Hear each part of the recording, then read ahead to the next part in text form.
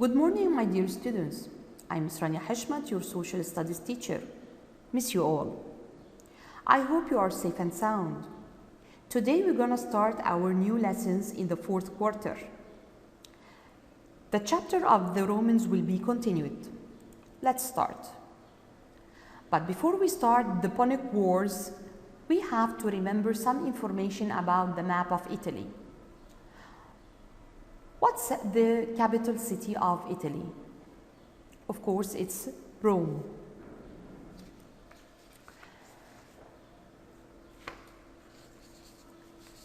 Italy is a peninsula. What's meant by peninsula? Peninsula is a large piece of land surrounded by water on three directions. We have east, west, and south. The Tyrrhenian Sea is to the west, the Ionian Sea is to the south, and the Adriatic Sea is to the east. What about the north? In the north, the Alps mountains separate Italy from other European countries: France, Switzerland, Austria, and Slovenia. And don't forget that the longest border to any neighboring country is shared with Switzerland. Also, don't forget that the Alps are the highest mountain range in Europe, and it's found in the north of Italy. What about the rivers? The longest river in Italy is the Po River, and it's in the north with a length of 653 kilometers. Italy's largest island is Sicily, and it's also the largest island in the Mediterranean Sea. Let's start.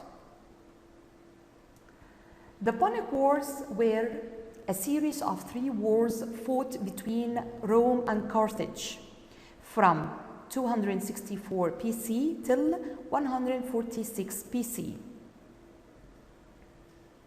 The main cause of the Punic Wars was the conflicts of interest between the existing Carthaginian Empire and the expanding Roman Republic.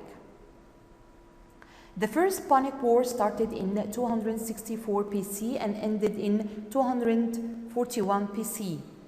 And the second started in 218 BC and ended in 201 BC. And the third one started in 149 BC and ended in 146 BC. BC means, of course, before the birth of the Christ.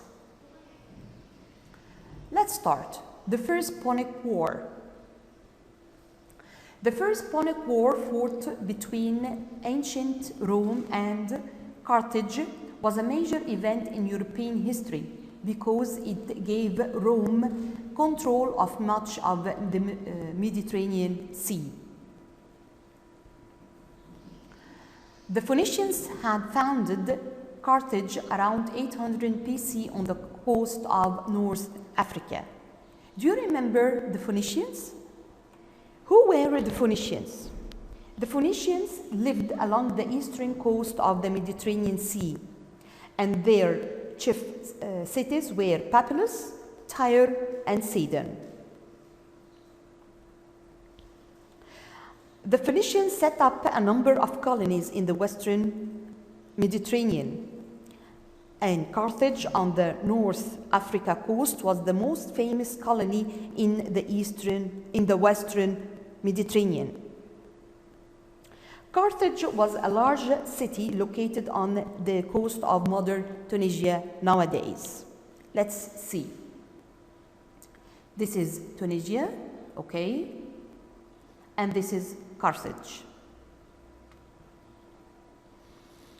What's meant by Punic? It means in Latin Punix, which refers to Carthaginian people. The first Punic War started in 264 BC and it lasted for 23 years, ending in 241 BC. Carthage had an enormous trading empire, and it was the largest and richest state in the west of the Mediterranean.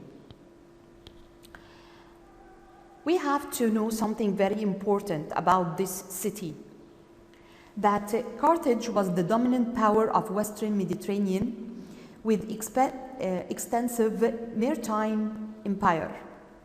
So, in other words, they were great sailors. They were advanced in leading naval power.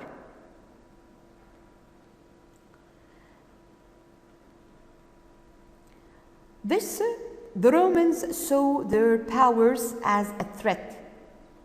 The war began as a result of the Romans' fear of the presence of Carthaginians in Sicily, and this island was close to the Italian coast.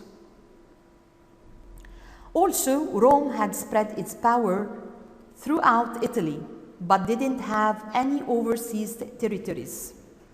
The great power in the Mediterranean Sea was Carthage in that time. The Romans realized that they couldn't win the war without a navy and built a large fleet.